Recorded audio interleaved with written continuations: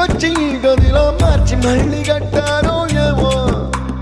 మాయజాలము తెలుసు మంత్రకారడి తెలుసు రెంటి కన్న ఇది ఇంకోటేమో నీలాకాశం నేలాకొస్తే ఇట్టాగే ఉంటాదో ఏమో ఈ సంతోషం దాచాలంటే హృదయాలు ఓ వంద కావాలేమో ఇంతందంగా ఉంటుందా ఈ లోకం ఇన్నాళ్ళు ఈ మనసుకి తెలియాలేదే పాపం